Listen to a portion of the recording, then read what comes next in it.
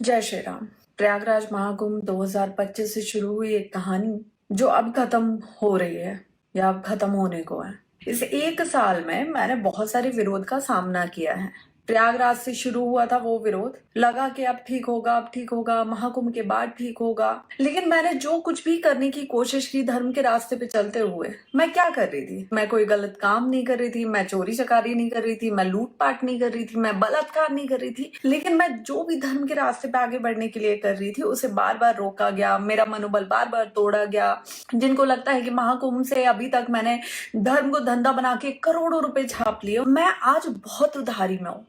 और धर्म में आने से पहले जब मैं एंकरिंग कर रही थी, मैं एक प्राउडी एंकर थी। मैं अपने प्रोफेशन को बहुत गर्व से बोलती हूँ कि मैं जो कर रही थी बहुत अच्छा कर रही थी और मैं उसमें रह के बहुत खुश भी थी। देश से ज्यादा विदेशों में काम करके अच्छा खासा पैसा कमा रही थी। लेकिन यहाँ आने के बाद सिर्फ उधारी के अलावा कुछ नहीं बचा मेरे साथ। और सबसे बड़ी बात कि किसी का साथ भी नहीं है। आज मैं ये सब आपको क्यों बोल रही हूँ? क्योंकि मैंने लगातार इस एक साल में जो कुछ भी करने का प्रयास किया है उसे रोका गया है, उसे तोड़ा गया है, उसमें विरोध उत्पन्न किए गए। और यही सेम चीज इस बार माघ मेला में भी मेरे साथ हुई है, जिसकी वजह से मैं बहुत ज्यादा हताश हुई हूँ। जबकि मैंने ऐसा कुछ भी नहीं किया जिसकी वजह से मेरा विरोध किया जाए। लेकिन विरोध करना शायद हमारे देश में यही एक चीज बहुत आसान है। और एक लड़की के साथ अगर आप उसका मनोबल नहीं तोड़ पा रहे हो, कुछ नहीं कर पा रहे हो, तो उसके चरित्र का हनन करो, फिर तो वो टूटेगी ही टूटेगी। तो भाई, आप अपना धर्म अपने पास रखें। मैं कोई माँ सीता नहीं हूं जो मैं अग्नि परीक्षा दूंगी।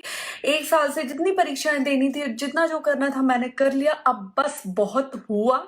अब इस मौनी अमावस्या पे माघ मेले में मैं अपना स्नान करूंगी और उस स्नान के साथ जो धर्म पे चलने का संकल्प मैंने लिया था, उस संकल्प को मैं पूर्णतः विराम दूंगी और वापस अपना पुराना काम करूंगी, जिसमें ना ही कोई विरोध था, ना ही कोई चरित्र हनन जैसा काम था और ना ही उधारी थी। मुझसे अब कोई भी युवा, कोई भी भाई बहन ये बोलेंगे ना कि हमें धर्म से जुड़ना है, हमें धर्म के रास्ते पे चलना है, तो मैं यही बोलूंगी कि सबसे बड़ा धर्म है अपनी फैमिली से जुड़ के रहो, अपने परिवार में रहो, अपने घर के मंदिर में पूजा करो। इसके अलावा किसी को मत मानो।